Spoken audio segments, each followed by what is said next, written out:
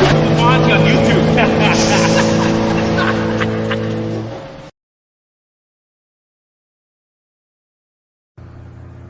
Hi, this is Ryan Lindley from the Dean Blundell Network and the Sheep Shepherd Podcast. I fully endorse Bondzee, Bonzanero, Bonzarelli as the next Prime Minister of Canada. For Deputy Prime Minister of Canada, I nominate Wade Holloway once he gets a haircut. I'm Ryan Lindley and I approve this message. I'm Greg Bond and I accept the nomination for the next Prime Minister because guess what? Can't do any worse than that fucking clown that's running this country right now. That's facts. Listen, I like the odd camera here and there and a microphone. Don't get me wrong, but not as bad as that clown. Hold on. Let me, got a text producer, other producer, Rookie. Let's go live on Twitter and then he can retweet that. And welcome to the show. How are you? It's Trippin With Bondzee on YouTube and the Dean Blundell Network. Now listen. I said I had two special announcements tonight, and I did, and I just kind of hinted at one. I didn't say it's Bondzee Live. And now, maybe we're going back to Bondzee Live, because I got yelled at today. I got my pee-pee spanked by Lachlan, who is part of his fucking idea in the first place to change and brand it all as one. So I did. Then I got yelled at today.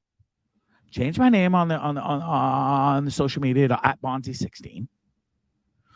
Said, yeah, let's just make it all one. Trippin With Bondzee. There's no more Bondcast. There's no more a Bondzee Live. It's just Bond. It's just Trippin With Bondzee. It's what y'all know. It's what the branding is. But apparently I'm an idiot for changing it. So fuck.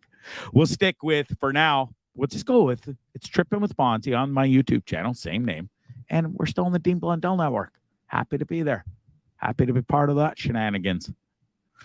What a gong show it's been on there lately. My God, I don't know if you've seen my last two appearances or even the show yesterday when I wasn't on, but folks, if you're not a fan of Dean's, that's okay. You should still watch the show. It's entertainment. It's like Howard Stern back in the day. You fucking, the majority of the people that watched him back in the, or listened to him back in the day, I should say, hated his guts. Hated it. Couldn't wait to see what kind of shenanigans and shit he said next so that they could call and complain to the CRT, or that's Canada. What do you complain to in the States? Whatever it is.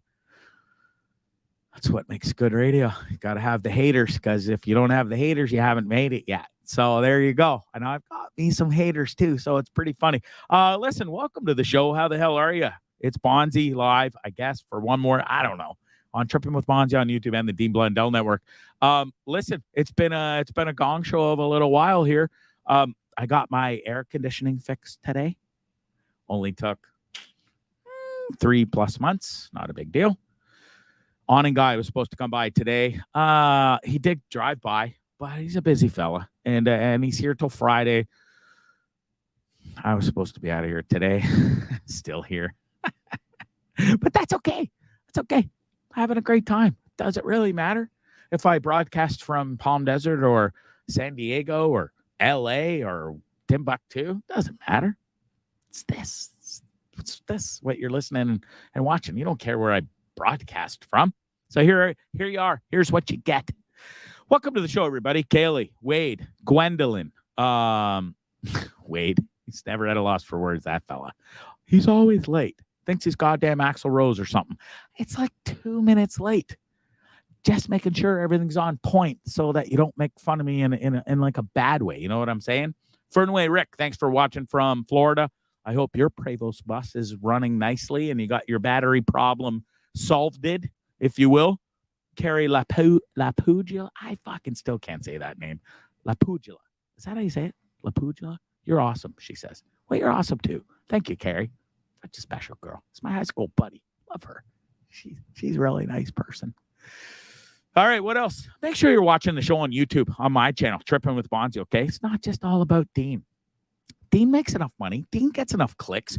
Just do me a favor, not yourself. Please, can I ask one favor? Pretty please. Just go to YouTube, Trippin With Bondzee. Oh, look, subscribe. Big old red bar. Click, subscribe. Boom. There's Bondzee. You're subscribed it. Watch it on my channel so I can start getting fucking bank too. Instead of Dean. It's not all about Dean. Okay? It's about me too. All right, listen, tonight's special guest, folks. I've been waiting for this for a while. I had him on the show. Now, I say I had him on the show. I didn't really even have him on the show. So for those of you who don't know, I started this about a year and 10 months ago in my parents' basement. Wasted out of my tree. Every night, wasted. 3 nights a week, do the show. Gunnered. Just gunnered. I couldn't do the show without at least being a bottle of wine deep. Had to do a couple of shots before the show started, and then would continue to drink copious amounts of alcohol whilst live so that I had the cojones to pull this off. Malaka, my best friend, one of my best friends in the entire world, just tuned in. Andy Safaris, former producer of the show way back in said raging alcoholic days in my parents' basement, I might add. And he was like, I had enough of you, bro. I got to go. I got a reputation to uphold. That's when I was talking to puppets in my parents' basement, by the way. So I understand Andy's got a reputable business, works at Ford. Shouldn't I? Maybe. So it's okay. I can tell you where he works. They tell you where he works. He could be co-owner of Ford by now, for all you know. Anyways, thanks for watching, Malaka. I love you, kid. And well, where was it going? Oh, yeah, in my parents' basement. Anyways, come a long way. Anyways, Jeremy was on the show back then, and for whatever reason, I still don't know. Instead of bringing him on, I would always go live on Facebook. And that's all I did. And back in the day, no YouTube even. And Jeremy came on, but we went live on Instagram instead of the YouTube or the Facebook show. And I lost all the footage of it. I'm going to tell him about that. But anyways, I can't wait to talk to him again. It's been a hot minute, a year and 10 months. It's taken me another, I think, 6-7 months of asking him. Not relentlessly. I wasn't that pain in the ass kind of every day. Jeremy, can you please come on the show? It's not like that. Anyways, you guys are going to love him. Former drummer of Our Lady Peace. Seen them like 35 times live with him in the band. There we go. That's my boy right there. We met a long time ago on the streets of Little Italy in Toronto, Ontario, Canada, if you will. And don't show the picture yet. We'll save it for when he's on. But it was the first time I met him live. I was giddy. I was on crutches. I had a broken foot. And there's Jeremy out on the corner of, I think it's Adelaide and I don't know the fucking streets in Toronto like I should. Anyways, he was standing on the corner. I was with my ex-wife at the time. And I was like, oh, there's tags. I'm hobbling over. Jeremy, how's it going, man? It's before the show. Just standing there. I think he was having a smoke. I don't even think he smokes. Maybe he wasn't smoking. But anyways, he was there. And we chatted. Ever since we've been pals. I'm happy for that. And I can't wait to interview him tonight. You guys are going to love it. All right, moving on. My parents, God bless them, they've raised to date $1,400 plus dollars. They're about $200 away from their goal of last year of $1,600. So if you could please find it in your pretty little heart, maybe fuck Starbucks for a day. Give up the I call it $5.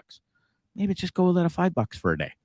Or maybe you have enough money you can get $5 and give $5 to a wonderful cause.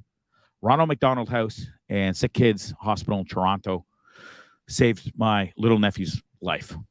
7 weeks old, had a heart attack, almost died, shocked him back to life. Just ask him, he'll tell you. And my parents, myself, stupid brother, are forever grateful for Sick Kids. So please, if you could, we're going to wind this up soon and they'll present the check like they do every year to the Ronald McDonald House and the fund. So it's PayPal RMHC Fund 99. It's scrolling across the bottom for the next few minutes. Just please, $5, $10, $2, it doesn't matter. Even $1. Every little bit helps. And me mom would be so happy with me too. So please, folks, donate a couple bucks. Andy Safaris says, I'll make a donation. Andy Safaris, thank you so much. And I'm going to do you a favor, and I hope the little guys around and watching. A big old happy birthday to my boy, Nico Safaris. It's his 10th birthday today, double digits. He hit it, and I hope he had the most awesomest birthday. You better have bought him a huge, expensive gift, Malaka, like maybe a Ferrari sitting in the driveway for the next 6 years. Be a pretty good gift, wouldn't it, for a 10-year-old? You got the money. Come on, settle down. Just buy him a nice car.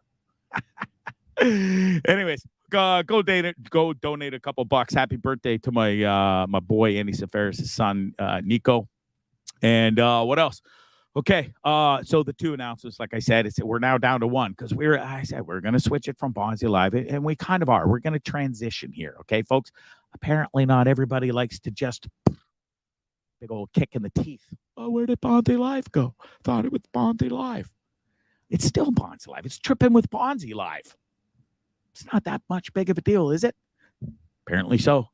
Fucking Dean got all upset today. Locke got all upset. Lindley got all upset. Lindsay. Sorry, that's my ex-fiance's name. Don't want to get those two confused now, do you?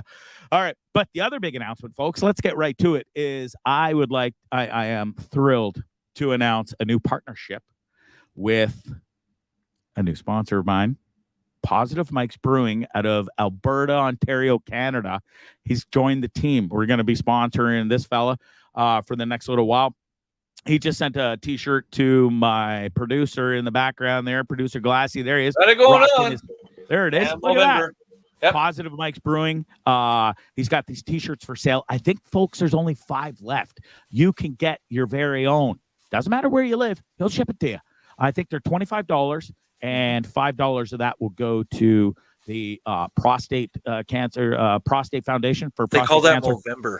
They call it Movember. So listen, it's a great cause. I don't know about you, but whether you're 35, 40, 45, 50 and plus, you're supposed to go see your doctor every year and get a finger up the bum. And they tickle your prostate and make sure it's the right size and you don't have any lumpity lumps and stuff on there. And it's a great cause, if you will. Really, Bondzee, you're already going finger up the bum with your new sponsor. Good for you, right off the bat. Just go support Positive Mike and get your finger, a doctor's finger, put right up your sphincter. Make sure you got no cancer up there. And if you're really lucky, folks, doctor might press hard enough, and he might even squirt some juice out of your pee-pee. The old prostate, what do they call that? The prostate push or squeeze out. Yeah, nothing like talking about your new sponsor and ejaculating out of your pee hole while a doctor sticks his finger up your bum. Happy November, everybody. We just got Mike and Kel on, and now you're talking about fingers in the butt. Oh, it's kind of what we do here on Bondzee Live. God love him. Go on Twitter at Positive Mike's Brewing and at Positive Mike's, and they will hook you up. They got a great product lineup. Support the Movember cause. Yeah, and for $25, you can get your own T-shirt too. And they won't put their finger up your bum. No, because they're not doctors. But I highly encourage anybody, if you're a male and you have one of them prostate thingies in your bunghole, you should go get it checked out by a doctor. It's all jokes aside. It is an important thing, and it's if you catch it early enough, because prostate cancer is not a cool thing, and if you catch it early enough, maybe you got a fighting chance. So Positive Mike's Brewing, it's one of the best. Go check him out in Edmonton. I'm sure he'll send you beers. You don't have to be in the Alberta area to have these fine brews. He makes like some kick-ass beers too, by the way. I being on the soberish train, have not tasted the wares yet. Plus, I'm also in California. But my boy Glassy here is not afraid of the beers, and he has tried many of the different flavors. And it's a full double thumbs up from you, Glassy? Double thumbs up. There we go support Positive Mike's Brewing, Alberta, Canada. And Kel's watching, and she says no fingers involved. So there you go. There you go. All right. Yeah. So there's your huge announcement. It's on, folks. Like, we had Shakespeare's Fine Dining, big on Leo and the family there, and now we got Positive Mike's aboard. And folks, let's keep it going. So the show's only getting bigger and better, and I'm thankful for all y'all. So all right, what else? We talked about fingers in the bum. We talked about beers. We've talked about so my air conditioner got fixed. The awning tomorrow. I'm pretty sure I'm out of here.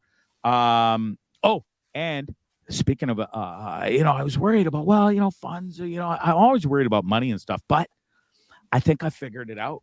I got the golden ticket apparently. And I didn't even know that the golden ticket lays in me ball sack. So for those of you who missed last show and my appearances on Dean Blundell today, I got 3 nuts Okay, I'm out of this. For those you don't know. And listen, I think I got it there. There it is, real quick. Okay, 1, 2, 3. You can see them. See, there they are. And that's the last we're going to show. This is the last we're going to talk about my nuts, I promise. But I think I got a promising career on OnlyFans. Can't tell me right now that there's enough freaks in this world that I could pop on OnlyFans, tittle them about a little bit for the freaks, and they'll pay me some nice dollars to see my 3 testicles. Oh, I got it. Producer, this is where you take over for a second. Jeremy Taggart needs the link for the show again, so I got to send it to him. He just texted me and said it wasn't working. So what do we got in that we can play for a video or something? Do we still got my son's song? Oh, we took it down, didn't we? Ballsack. I don't know what to do here for a minute. Let's can you bring that back up, Glassy, real quick while I kill some time here, and I'll send Taggart the link in 2 seconds here. Also, well, one more thing. Why don't we? Yeah, I'll keep talking for a minute. So listen, I was duped today because I saw my buddy post something about Sean Connery passing away. I was like, what? No way. So before I always fact check before I believe anything I see on Facebook, especially when it comes to like people like that and a big actor, James Bond, and my last name's Bond, and he was one of my, listen, Sean Connery, it's James Bond. And I didn't quite believe that I was dead, so I had to go and fact check. Anyways, that's my best Sean Connery, what do you call that? Impression, if you will. I hope you liked my Sean Connery impression. As I kill some more time here while Glassy tries to find my son's video. It's James Bond. Bond and James Bond. Hey, you wanted me to post that Sean Connery died today, but Sean Connery actually died last year while we were I all know, stuck at home dude, looking and that's out what our I'm saying. windows. And then I said to you, oh, don't post it because it was a year ago. And I told you we shouldn't post that. It was a year ago. I know. That's what I'm saying. I'm getting to it. I was saying, fuck. And when I went to fact check it, I was like, oh, yeah, he's dead. He's dead. He died today. But I didn't say it was this date a year ago. Positive Mike's Brewing. Okay, there you go. Do you have that video up yet? So I can. Okay. This is Ty Bond. Come around, Trippin With Bondzee on YouTube and the Dean Blundell Network. Lights go off and it all falls down. I'll be in another state. I'll be in another town. You were so lost, girl. Now you say that you're down. Hit me up anytime you come around. Just know that all them games, I don't play those. Just know that all them games, I don't play those. Just know that all them games, I don't play those. Just know that all them games, I don't play those. No, I ain't down with your games. Why you fuck with these lames? We could roll a paper plane, board a plane, do a thing. Take you anywhere you wanna go. I ain't tripping, know there's many more, but something about you makes me want you more. Damn, man, you knew you wasn't one. Damn, I can wait around for long. Time is money, so it's on. 100 million on the clock, cover a force on the 30. Making my way like I'm early. They talking shit, I can't hear them. Baby, too high, I can see them. Superstar, how I'm feeling. Looking up and you go see me. Turning the dream to the life of the dreamer. See in my eyes what I've been through. Holding it down what I've been doing. Give me a queen, we gon' get through. Making these millions we dream doing. I'm on my way and I've been new. Some hated the ground, but I stay true. It's TGOD like you been new. Ain't nothing above you, bitch, you. Lights go off and it all falls down. I'll be in another state. I'll be in another town. You were so lost, girl. Now you say that you're down. Hit me up anytime you come around. Just know that all them games, I don't play those. Just know that all them games, I don't play those. Just know that all them games, I don't play those. Just know that all them games, I don't play those.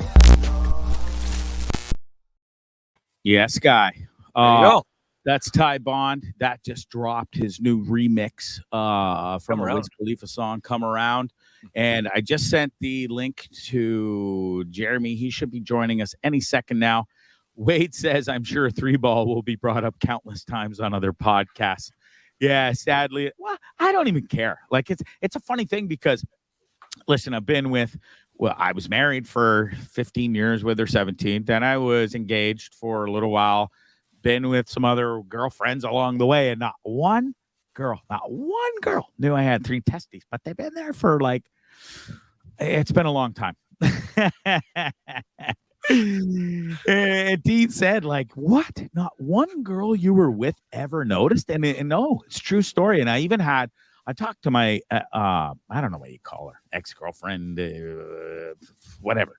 And she's like, I never, ever knew you had 3 testicles. I said, I know. It's weird because they were in your mouth. Not to be rude. I'm just saying it's a thing. It's what two people do together if they're comfortable with each other. And yeah, they never knew. Anyways, at least you're not talking about sponsors in your fingers again. Well, hey, I mean, that's what we kind of do on here. If you're going to be a sponsor on Bondzee Live, you know, we're not going to do your regular. Oh, please go and buy Positive Mike's beer from his brewing company because it tastes good.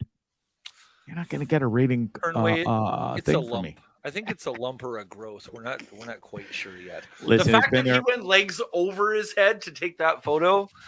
I only wish I could get my legs over my head. I would never leave this bus ever. My God. Jesus, Bondzee, you've said enough. Maybe you should just end the show now and start again on Friday.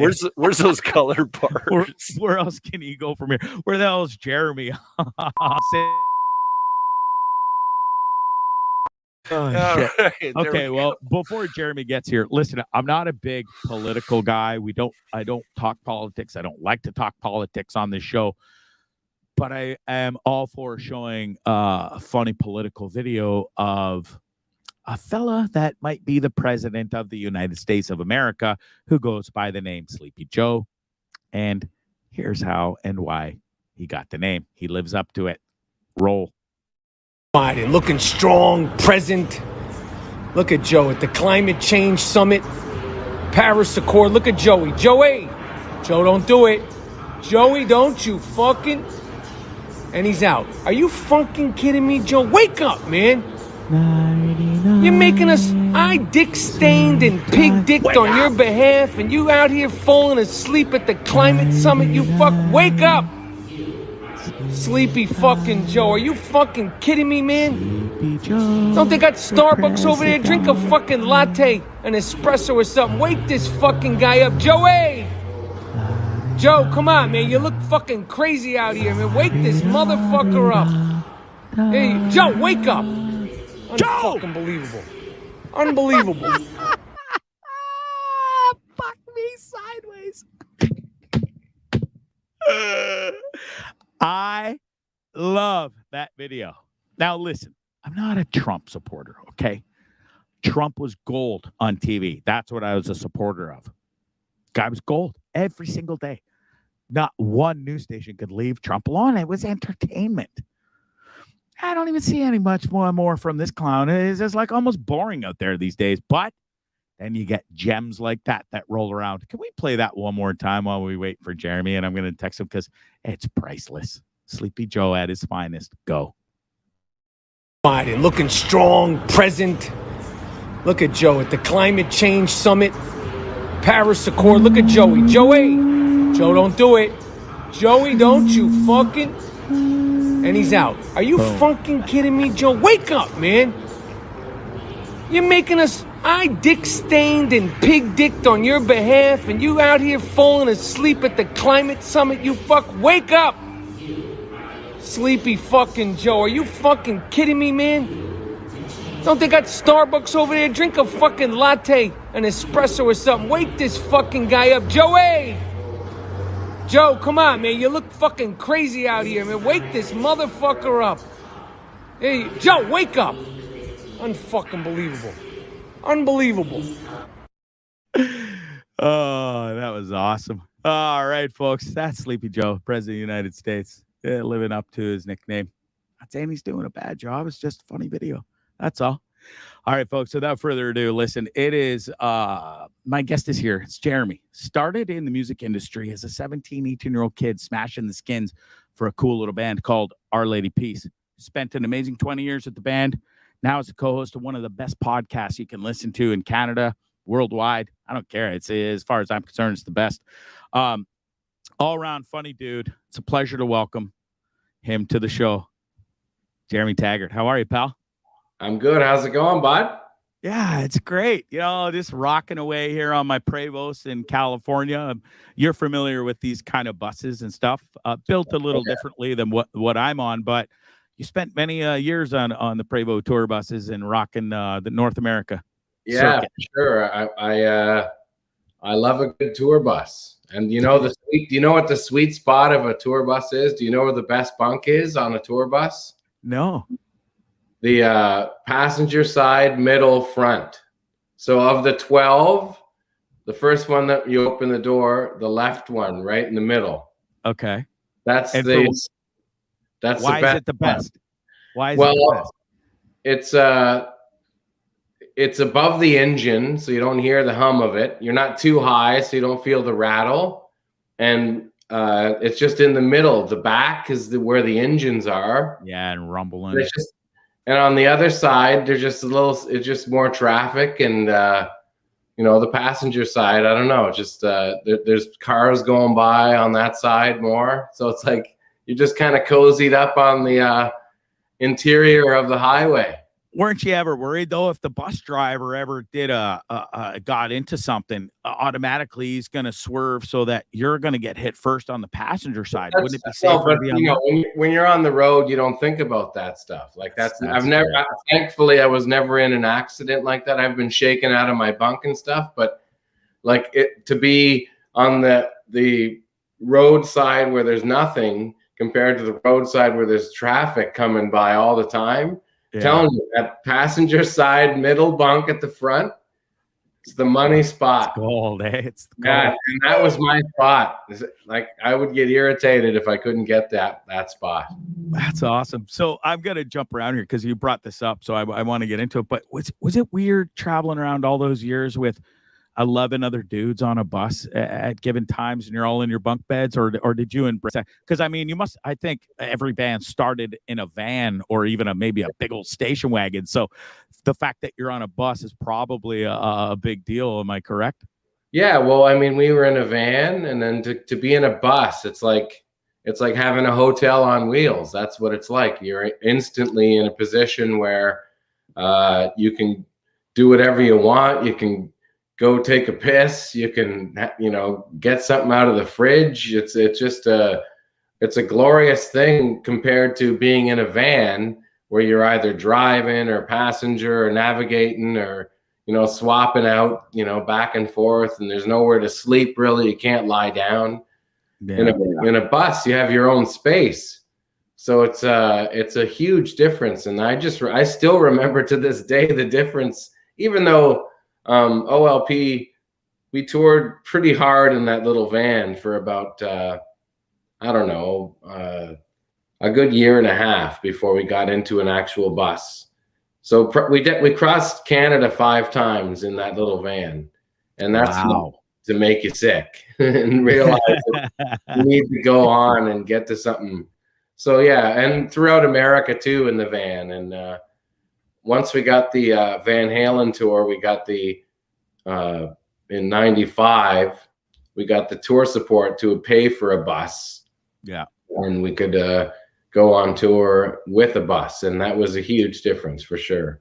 And your own driver. So those 5 times you crossed Canada with OLP in a van, did you was it always just the rotation of the guys on the bus driving? Or yeah, in the early days it was the guys in the van. I never had a license until I was like late 20s. Wow. I could never drive, but I was happy to navigate and maybe sit in the passenger seat or whatever. But it was always kind of like Mike did a lot of driving and Chris did a lot of driving in the early days. And I once we got crew, like a couple crew members that we're paying them enough, we're like, well, fuck it, you guys drive. Motherfuckers. We got a job to do when we get there.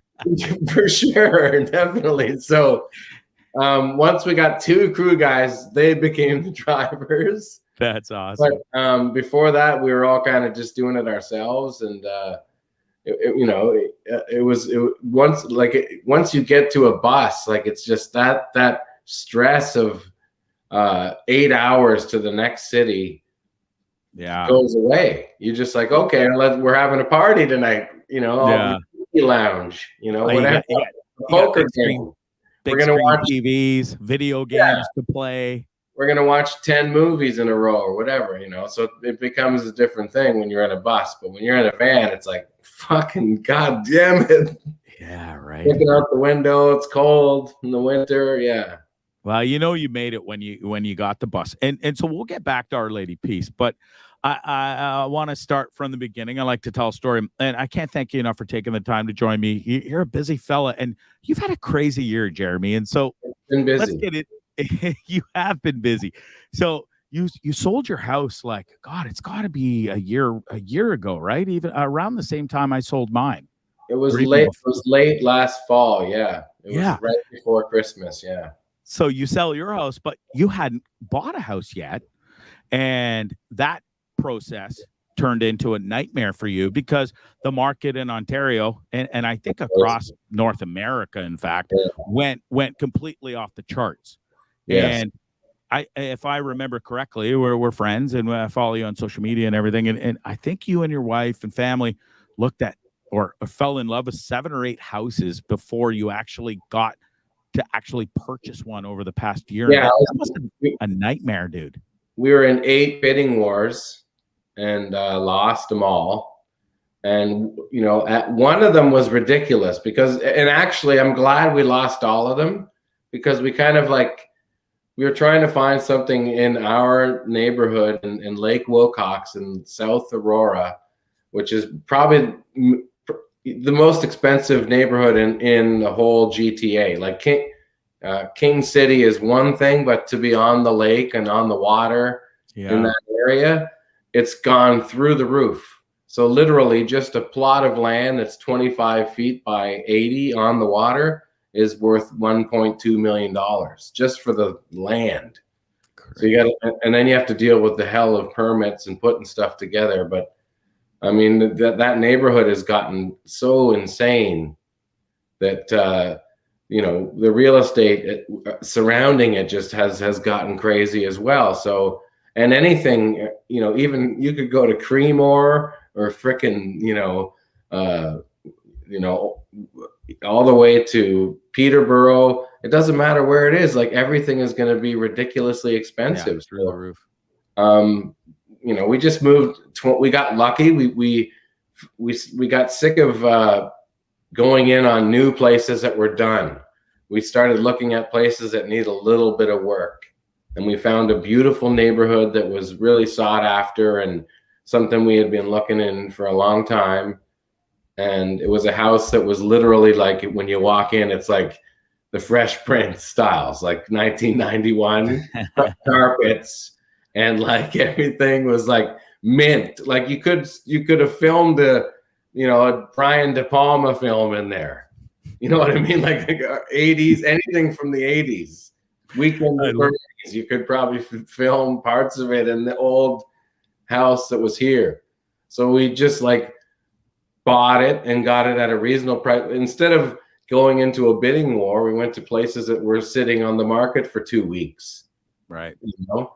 So we went a little above our range and bid a little below and got exactly what we wanted. And this neighborhood is perfect. It's better than our old neighborhood. The other place was getting so crazy. It was one of those, like when you back out, you're having to wait for 10 cars to go by. And there's constant streams of people on the weekend just walking through and just too many strangers to feel comfortable for my idea of what I'm supposed to call privacy, you know? So I would like to be in a place where I recognize my neighbors and see people go by and I know who it is. And, you know, that's it. That's just to feel a little more comfortable. Yeah. And it's cool. Not too much to ask, you know? So we found it for sure. We found it. Well, I'm glad you did it, but it's been busy for you because, like you said, it's a fixer-upper, and I've seen all the Instagram videos, and you've been working your ass off, mister. You're a carpenter, you're a bricklayer now. You've been doing it all, bro. I'm not. No, I can't. I hope it doesn't come off as that I'm. No, I'm just teasing, but you have. Contractor guy where it's like, you know, this is the group, you guys get that going and I'll see you in 4 hours kind of thing. Yeah. So, floors, closets, cabinets, just a inside, lot. outside. You've been doing a whole transformation of the whole house. Yeah, no, it's been good though. It wasn't like we had a budget and we went a little tiny bit over it, but it was kind of, it all made sense, even in how crazy supply and demand is right now with stuff. Like we did a lot of Kijiji stuff. We hustled a lot. Like Lisa found some wicked cabinetry on Kijiji for she found some $80,000 walnut office that was like 30 square feet of cabinets.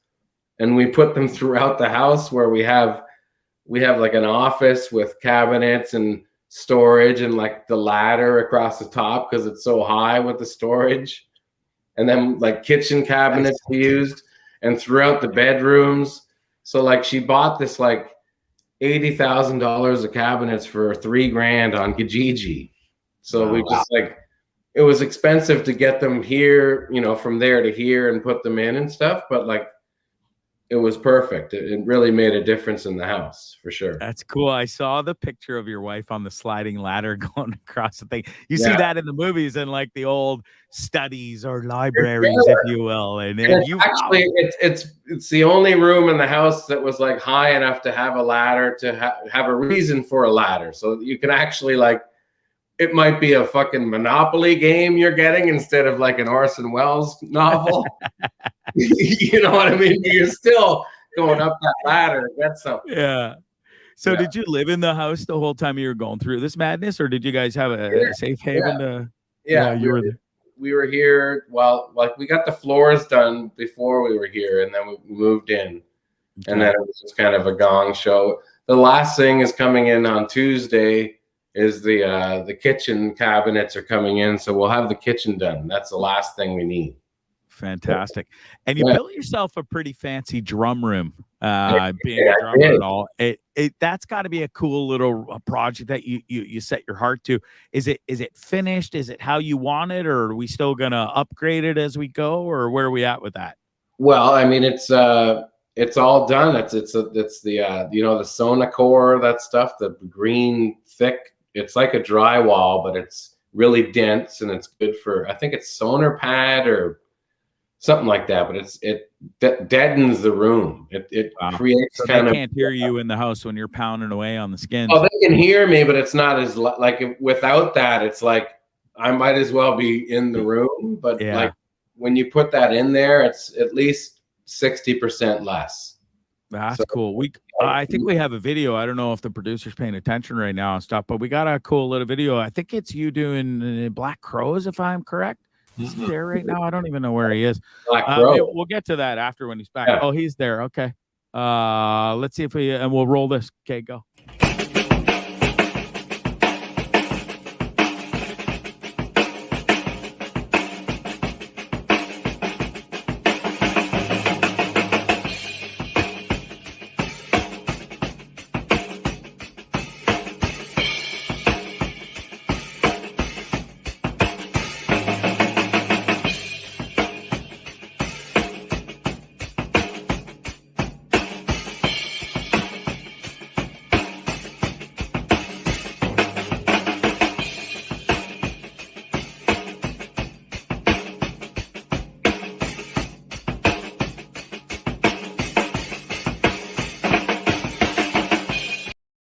Love it, dude. I could watch you.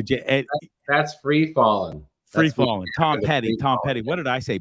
Counting Crows. Sorry, Black Crows. Sorry, that is free falling. Yeah. I see the green stuff you're talking about, but dude, you've been posting a lot of those videos lately, and I love just watching.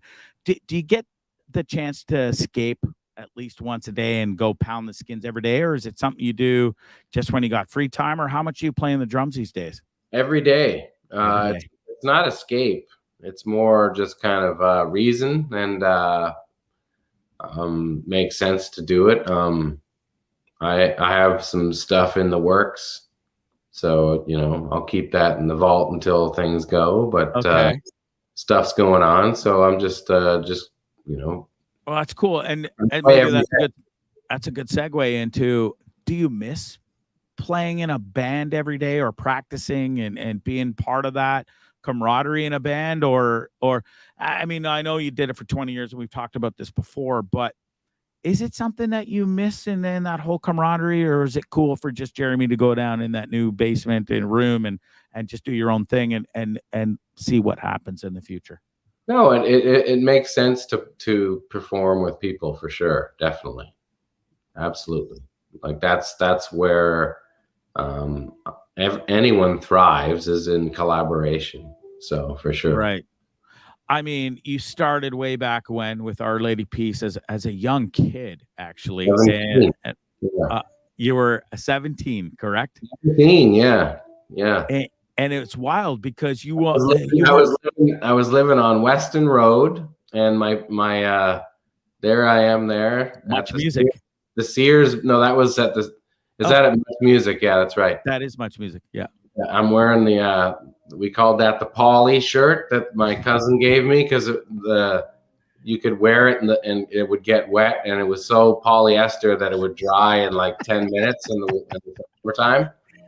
Perfect. I was living on Weston Road with my parents. Obviously, I was 17, but like my two older brothers, my sister had moved out, but it was a 1-bedroom apartment on Weston Road, and my parents lived in the living room. They would put a mattress out every night to crash and go to work in the daytime. My mom worked here later. My dad worked at Sears, and me, my brother Chet, and James was always in the. He would set up in the closet and type. He was a writer, so he would just tick tick tick on the typewriter all night. He would hack darts and smoke cheap weed that smelled like corn dope and piss in bottles. And you were out playing up Much Music as a 17-year-old kid, and in clubs and bars you weren't even technically allowed into. Oh man, yeah, I was like cranking out the Mustang Sally at the chicken delis. And then it moves on, and you progress to this big. And your dad was a big music guy and was into the jazz and stuff. And this is your hero right here. And Elvin Jones. Elvin Jones. Yeah. Walk me through that feeling in this picture. You're sitting there watching your hero play on an Our Lady Peace album as you stand in the background and watch him. That must have been surreal. Well, that was him just like trying out his drum. Like Elvin was a trip, man. Like he was a genius, a very smart man, and his wife Keiko, who was a Japanese artist on her own, like apparently huge in Japan as an artist and a singer or something, but like a renowned artist as well. And Elvin and Keiko got together, but Keiko became Elvin's manager of everything, and she would set up his drums and tune his drums. So this was just Elvin kind of trying out his drums after Keiko had set them up in that picture. And that's us just kind of like, there's even Greg Keplinger, who introduced me to Elvin Jones beside Mike Turner there between Rain and Mike on the right. Greg Keplinger introduced me to Elvin through the drum industry. Greg made drums. And when I first met Elvin, it was through Greg at the Jazz Alley in Seattle. So I was just kind of crazy enough to have the idea as a young rock band that has success to, in their budget to make a record. They say you can do stuff and you have all this extra cash. I was like, well, fuck it. Let's bring Elvin Jones in on a song and have him record. And that was kind of my version of, staying at a fancy hotel or getting better catering. Right. That's how Elvin Jones. He played Stealing Babies, one of my favorite songs. I don't know if it is for you. It wasn't a song you guys ever played live. It was more of a heavy drum. We played it live. Yeah, we played it a lot live. Okay. Yeah, it was one of my favorite songs to play live, actually, because I got to, I had to learn Elvin's track when he recorded on the song. it was a long process of having to kind of edit it together to make sense to play over, just because the way he plays. And he heard the head of the song and he loved it, and he was just kind of doing his own thing. And I went with Angelo Caruso, the engineer on that record, and literally cut together what you hear as the drum track that kind of was a semblance of what he was playing to me. And I had to learn what he played, so I actually had to learn the exact pattern to play over it. So eventually he starts, and then I play over him, and then we played together for a while, and then I split, and he kind of does his thing at the end, and it's kind of unedited. And the stuff that he did on the record was just, that's on the cutting room floor is just jaw dropping, but it's just too heavy for, mainstream rock. Do you have those tapes in your possession, Jared, that you'll... No, you don't? I'm sure it's all gone, or I'm sure there's cuts of it. Do you regret that? No, because that's what happens with music. It's all... So you got it up here, though, the memories and stuff of that. I mean, it's that I'm sure there's enough there, but like the work that it would take to have it presented, to hear it, wouldn't be worth it, because like the drumming that he was doing was almost like beyond the track that was happening. Like he was just playing, and it's like you can't like try and play to that. There's no playing to what he was doing. So did you ever emulate his style or the way he held his sticks? Like, what made you fall in love with Elvin, and did you copy anything? Like, that's the thing. Like, I shouldn't have said there's no playing to what he was doing, because like he would solidify a groove, and he would just play upon that groove and against that groove. And once I understood a little bit of his pivot points of how he would push and pull time, it really helped me as a drummer understand what's going on. What you can really do. You can really kind of hold back, and you can really push. And he was so ahead of his time that he's like, it's unbelievable. The stuff he was doing in the early 60s is so ahead of what's going on in the best drummers of now. Like what's happening, like Justin Brown with Thundercat, like, who's a friend of mine, probably one of the best drummers in the world, Thomas Pridgeon, or these drummers, Aaron Spears, like the guys that really can just chops full on. Elvin was doing shit that they're just starting to comprehend. You know what I mean? Like, and it's not about speed. It's not about speed. It's about understanding time, and that's where it becomes kind of a miracle, and why he was such a legend. Is just it's all about time. That's well, it. You bring up time, and it's a perfect segue into Charlie Watt. They called him the timekeeper. Where do you hold Charlie Watt in your heart, and as a mentor? Were you ever a big fan? And even if you weren't, you have to adore what he did for the Stones. Correct? It's Watts with an Watts. S. Sorry, did I say Watt? Sorry, Yeah. Watts. My bad. It's all right. Do you like John Watt, our old sound guy, who was a beauty? Yeah. I'll tell you what, he passed away, so it's a good chance. This whole thing was for a reason. There you go. I can give a shout out to John Watt, the great late John Watt that passed away. He was a legend. He was a sound guy for us, Tea Party, I Mother Earth, lots of great bands. So anyway, Charlie Watts, actually Elvin Jones, this is the funny segue that will really make sense, is Elvin Jones, when he passed away, I was at Elvin Jones' funeral with kind of Keiko and Greg Keplinger, and it was a really emotional day. And Charlie Watts sent this beautiful, huge flower arrangement with a card from him, and Our Lady Peace was playing with the Rolling Stones a few months later, not far after, maybe a year or so, when they were doing the Moncton show, and I got to have a picture with the Stones. And I mentioned to Charlie that Keiko and the family were so happy that he sent this beautiful arrangement of flowers to Elvin's funeral, and Charlie was super stoked about that. And I got a picture with Charlie, and that was kind of all we talked about, is both of our admiration for Elvin Jones. And that was really special, the fact that I got to connect with Charlie with his greatest love, which was jazz. He loved jazz music, and that was the best way to communicate with him, in a sense, for me. Yeah.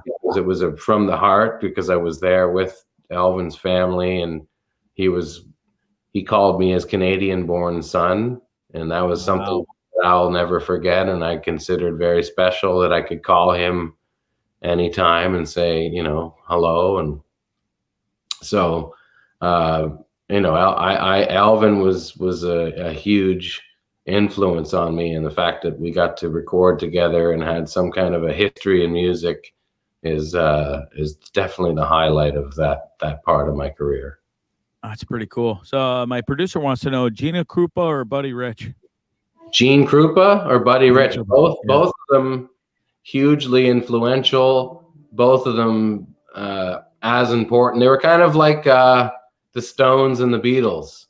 Yeah, Buddy Rich was the Beatles, and Gene Krupa was the Stones. Like, Gene Krupa was disruptor, more kind of aggressive. He brought on drummers like Keith Moon from The Who. Like, he's a Gene Krupa freak, bombastic and crazy. And Buddy Rich was more precise and perfect. So, nobody to this day can play, in my mind, like the preciseness of Buddy Rich with, sure, like the speed, you can see people play as fast, but not as loud and fast. And his metronomic understanding, like the way he could play time, he could go from like 175 to 93 to 278, as soon.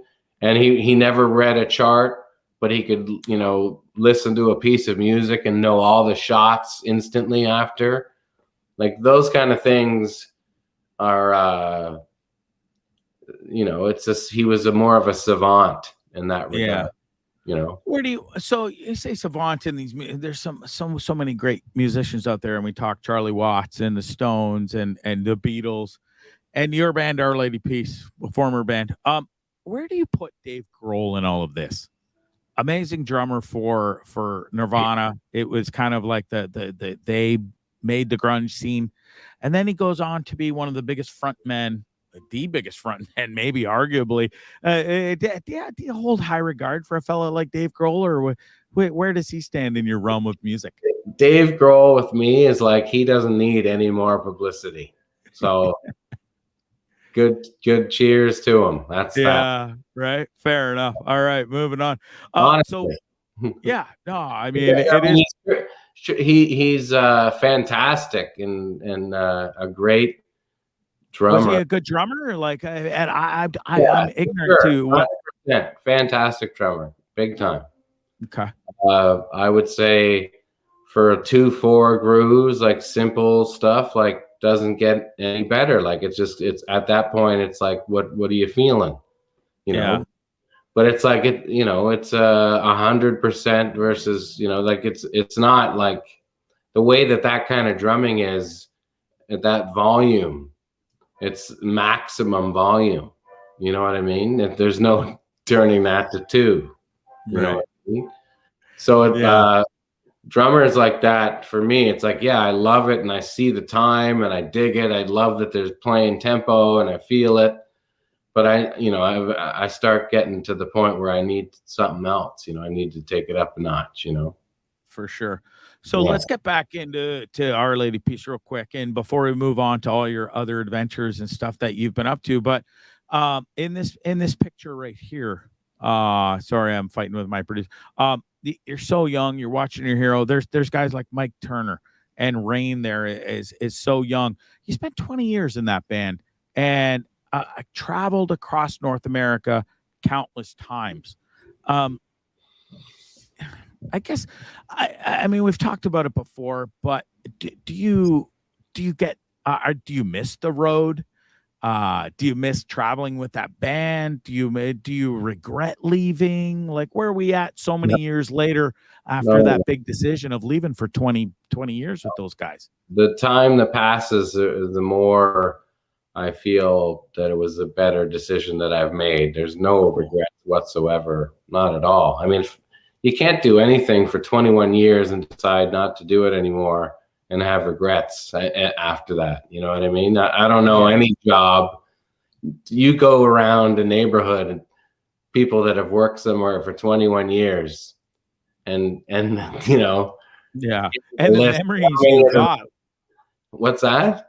Well, the memories you acquired over those 21 years. I don't care. I'm just saying, like, when you work somewhere for that long period, you know, 20 years is like, that's a sentence. That's jail. That's life. You know what I mean? That's a long time. That's memories. Those 20 years, memories of 20 years quench the same as baby memories. You know what I mean? Like childhood memories. So I'm saying childhood memories are one, they quench like a thing. Sure.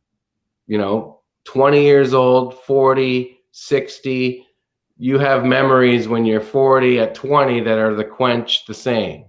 You have memories at, you know, when you're 60 at 40 that quench the same. So it's there's a kind of a 20-year thing with time, like, you know, gives you these opportunities to tattoo yourself with these things and times, and that's just one of the things that makes sense, you know. Yeah. Do you still keep in touch with the fellas? Like, I know Mike Turner has been out of the band for a long time, but you guys it was special back then, and then moving on, you finally leave the band after 20 years. Do you speak to Rain and the other fellas in the band anymore, or how's that go? I talked to Coots. I talked to Steve. I talked to Mike Turner. Amazing. But I don't talk to Ray. Okay.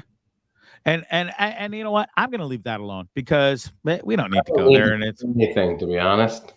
I'm sorry, I missed what you said. I don't have to. I never have to say anything. So like that's how it is. Yeah. And I mean, nobody needs to know. It's your thing. You don't speak to Ray anymore. Yeah.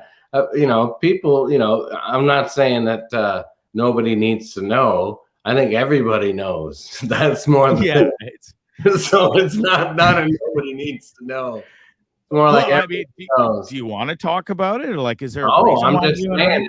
No, there's nothing to talk about. Fair enough. Like, yeah, for sure.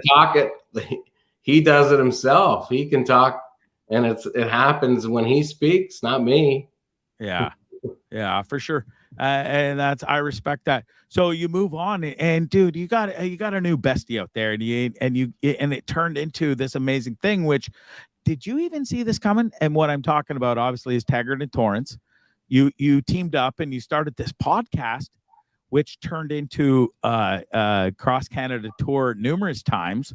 How did this all come about? Were you friends pre like this whole thing, and how did it turn into one of the best podcasts in Canada? Don't forget that HarperCollins best-selling book there, bud. Of course, there is. Yeah.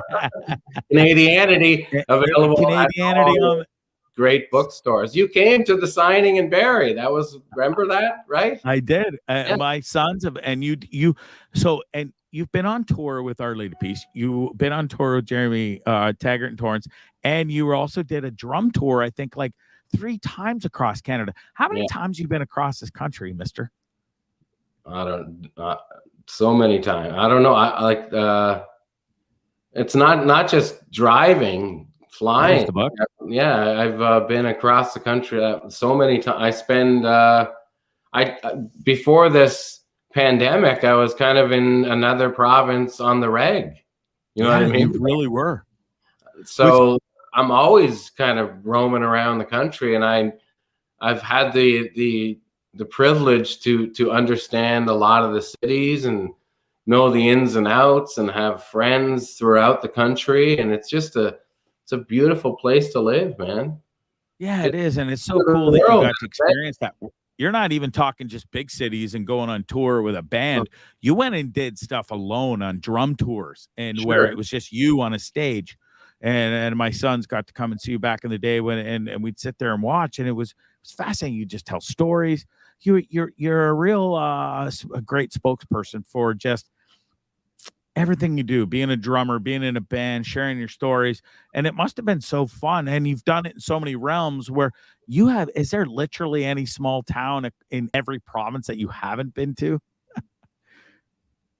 If it's a road going from to another place, I've probably been there. Especially, as a young ball player in Ontario, like the Southern Ontario baseball tournament. We played out of Mahoney Park in Hamilton, Ontario, where I grew up, and we were the Blue Jays. The Alexander Park Blue Jays played against the Mahoney Park Bullies, I think you were named.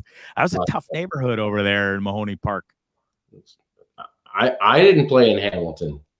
I played in Barrie. I played in Toronto for the York All-Stars. And then I also played for Alliston, Mansfield.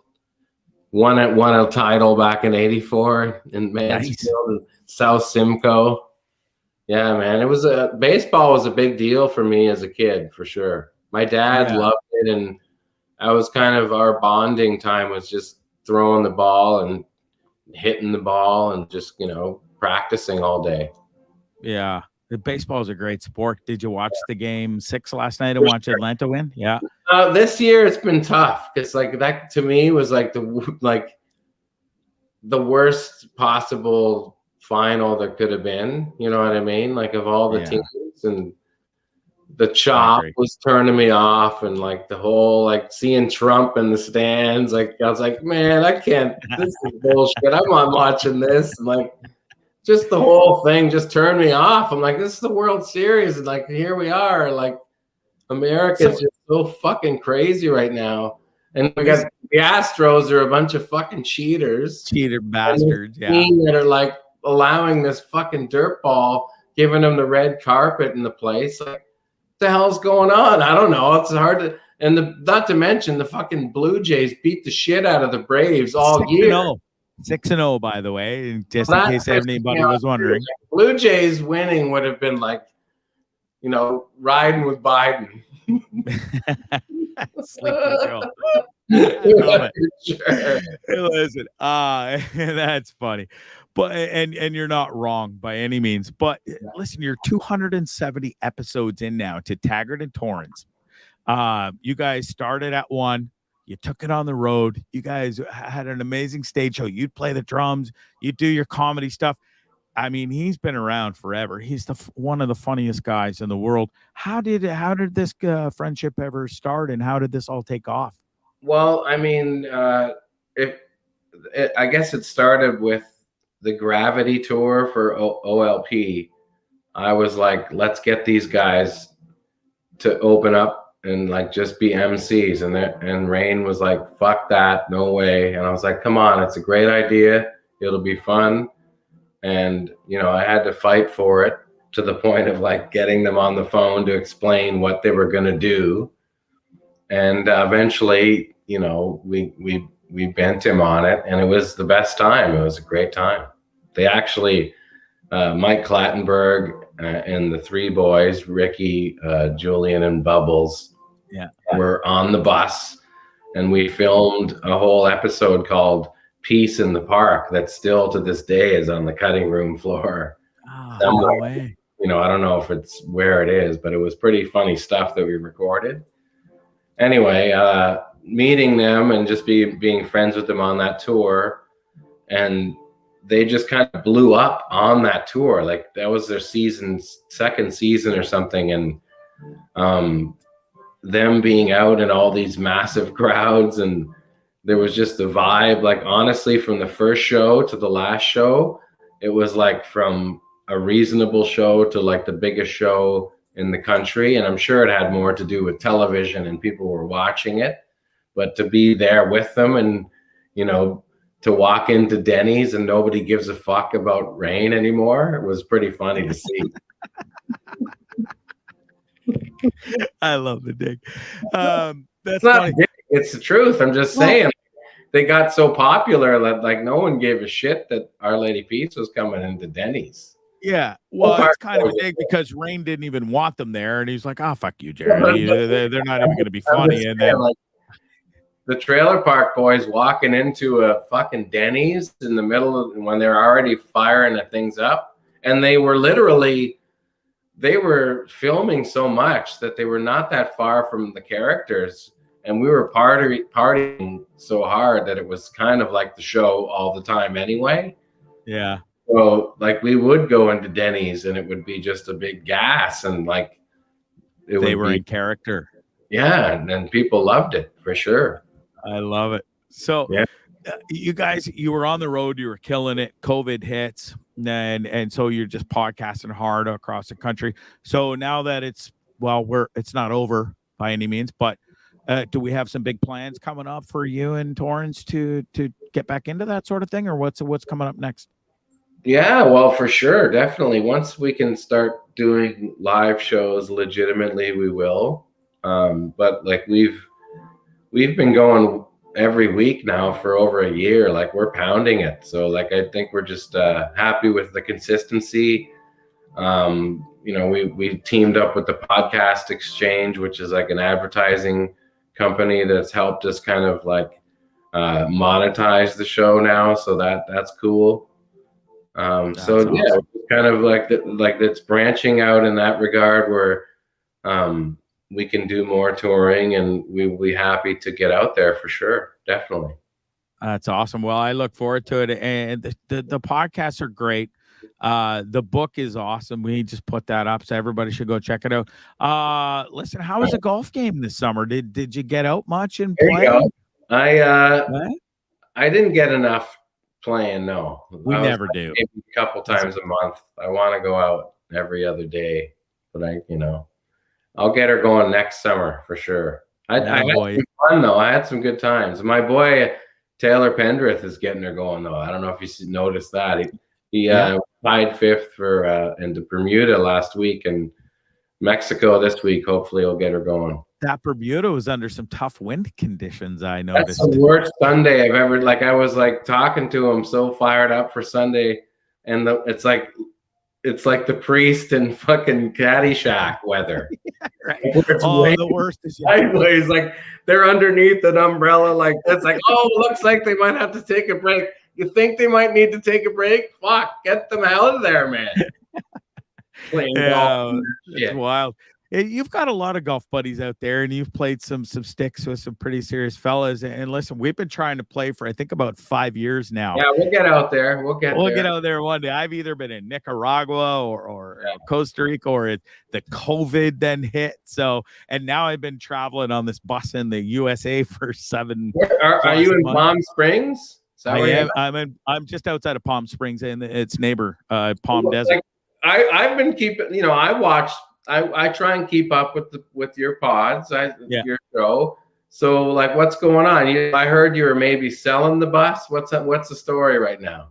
Well, so here's the deal. I've been here for a while, and I wanted to travel to all of the USA on the bus and continue the show, and then I get on the Dean Network, and things have kind of exploded for me. And after traveling for 5-6 months alone, I decided that I kind of like really being in California, and I really instead of spending my time moving from city to city to state to state, I would like to focus my attention more on.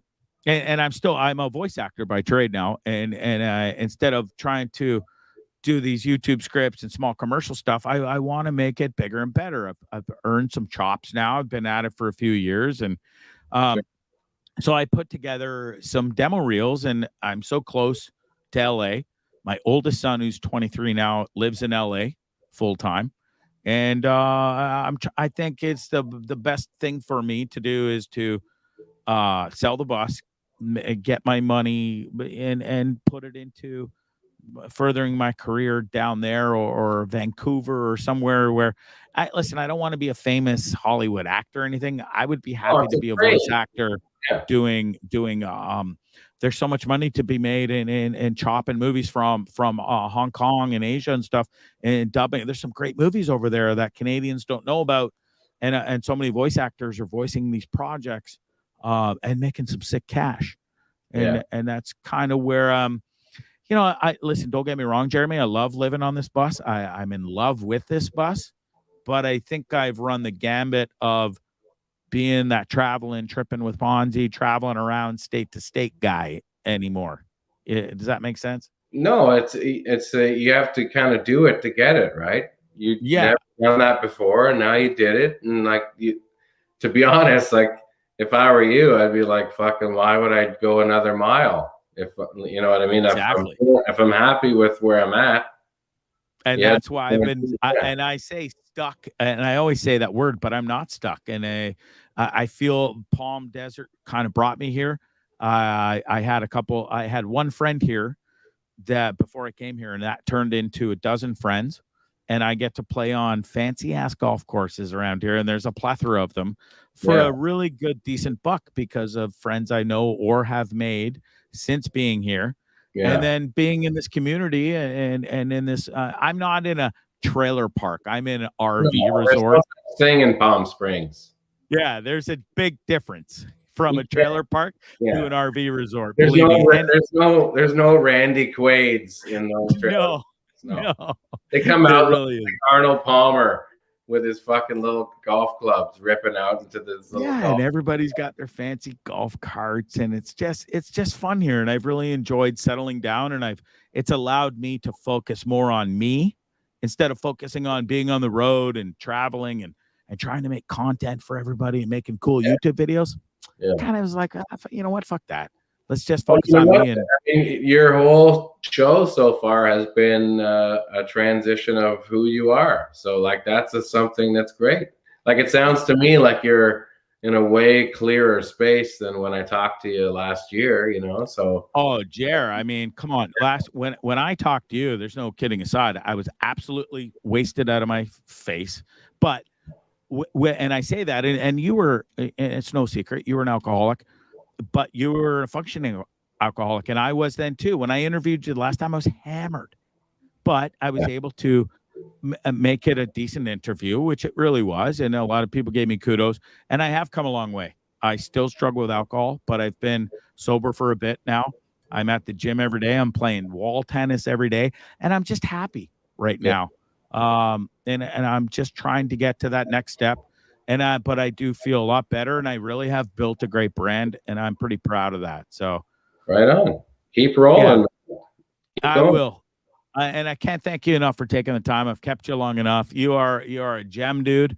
I loved you when you were in Our Lady Peace. I got to throw up one picture here. It's the first time I met you. Nice, right there.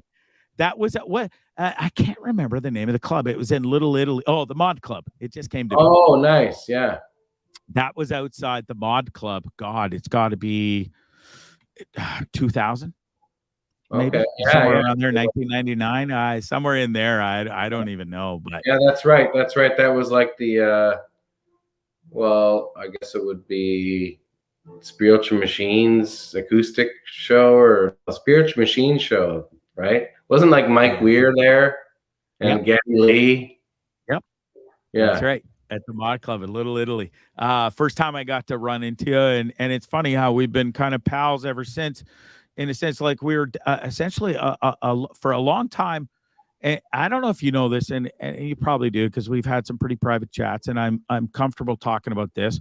You have helped me through some dark times, mister. Living in Nicaragua, I had some pretty hard times. I was on the cocaine. It's not a secret, and wasn't happy. And then moving back, and when I was in my parents' house for the first 4 months, and coming from being a big deal and surrounded by people every day in a bar and running it, and everybody loved me, to being locked in my parents' basement alone for 14 days, I was ready to snap, dude. And you've helped me through some serious times in my life. And for that, I will be forever grateful, Jeremy. And I will never be able to thank you enough for the time that you put up with me, because I was a nobody. You were a drummer for Our Lady Peace, and I was a schlub and a fan. And you were cool enough to accept me in and help me through my darkest times. Well, I just saw that you were reaching out, and like, it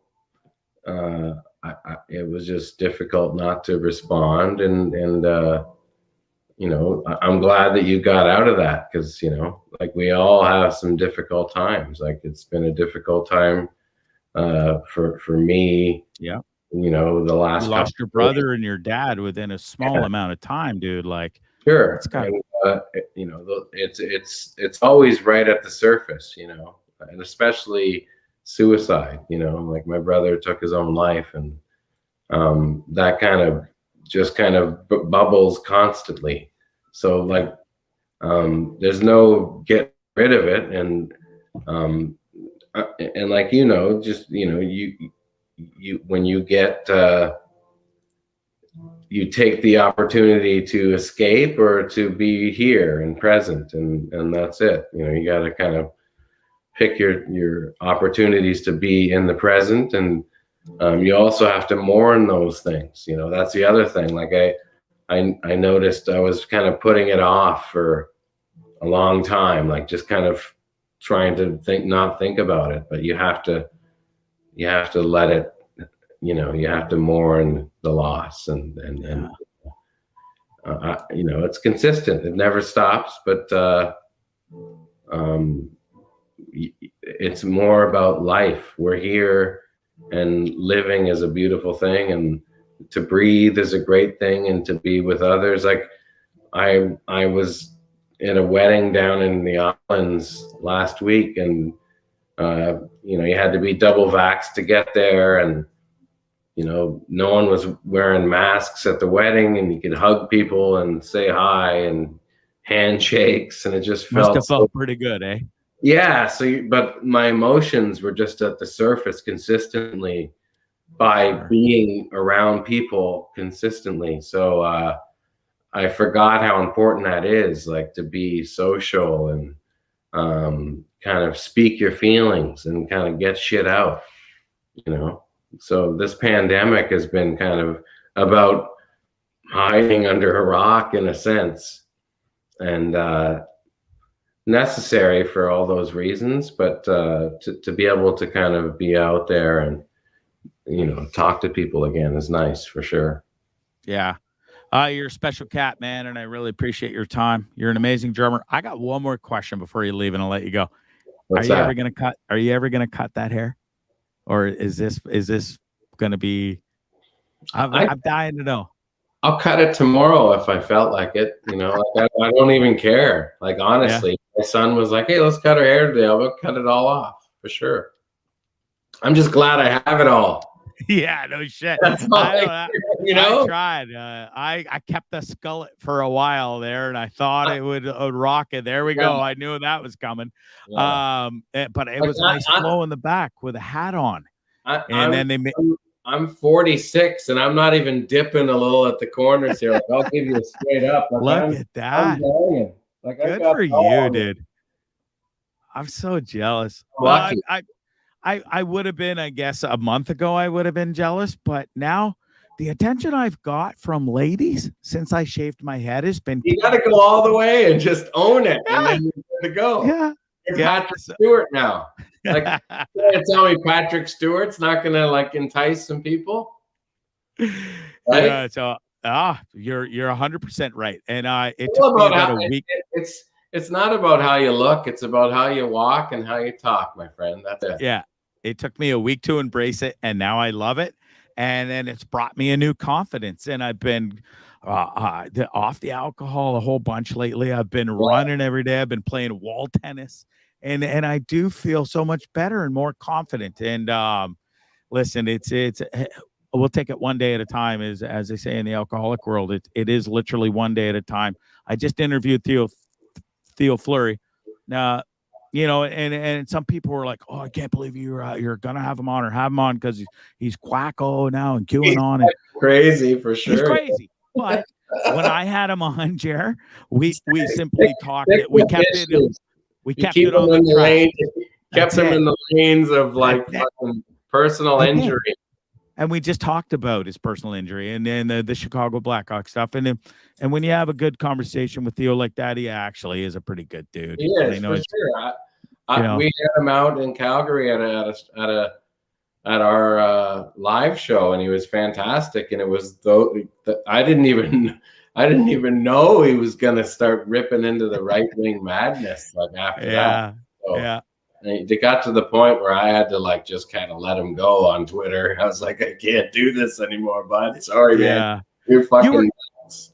You're pretty heavy on Twitter, and you've kind of really toned it down from where you were. Is that simply because of the lifestyle and you're so busy now, or is it just because there's too many quacks out there? Or like Twitter is really, it's for the birds in a sense, and that's why they have a bird for a logo now.